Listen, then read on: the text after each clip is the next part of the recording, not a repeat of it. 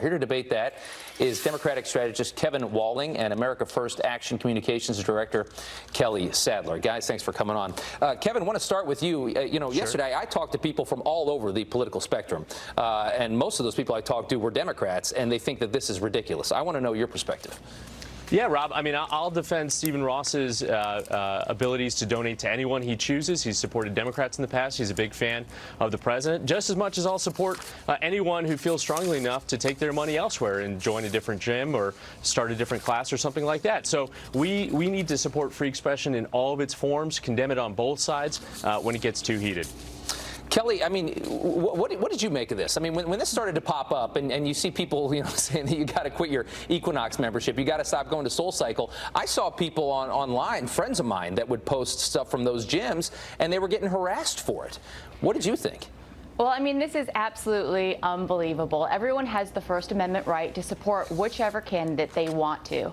And this public shaming that is coming from the left, basically trying to suppress our donors, suppress our supporters for being in support of the president, is absolutely ridiculous. I mean, we have Joaquin Castro basically dox our supporters in El Paso. These were homemakers. These were retirees. And what did it do? They hope to suppress them. They've come on your show, they've come on others, saying we support the president, we support what he's doing for this economy, and we are not going to be silenced. Our base will not be silenced. They are only emboldened by these actions, by these far left actions taken by the crazy left.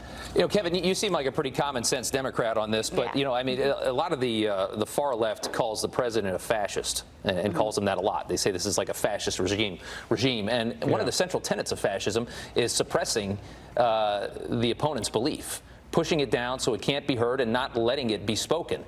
This, in some ways, feels like that. When you start doxing people because of who they support, you're basically trying to shame them into not supporting them anymore. What do you think? Yeah, Rob. We've got to tamp down this rhetoric on both sides. When the president tweets that the press is the enemy of the people, when we see these recent shootings in El Paso, we don't know the motives necessarily behind the Dayton attack just yet. But there's something happening in our society and in our politics where people are just exhausted. Many of these SoulCycle folks, Equinox folks, think that this is their way of expressing themselves with their money and where they take their support. But again, we just need to tamp down this rhetoric and condemn it on both sides when it gets too out of control.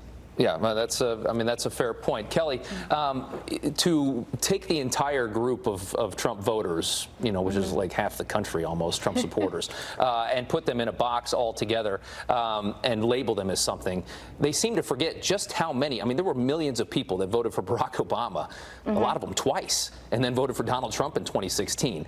I mean, that's a dangerous label. And do you risk doing the same thing they did in 2016, which is just alienating people and then losing an election?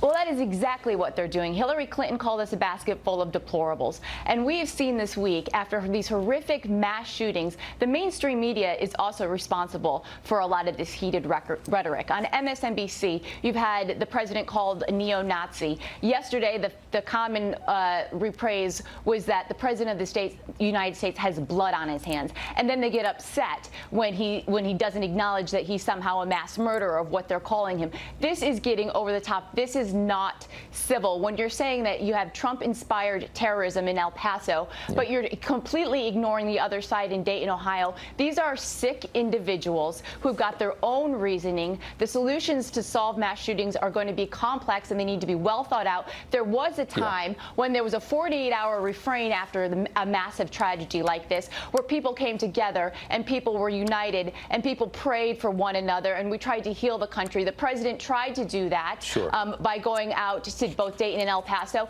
And meanwhile, you have Joe Biden choosing that very same day to basically call the president a white supremacist and his supporters a white president. There's been a lot, but you both make good points that both sides, I think, need to tamp it down. And that's the message that we got from a lot of the people we talked to yesterday. They'd like to just hear less of all of this from both sides. Guys, thank you so much. We do appreciate it. Thanks, Rob. Thank you. All right.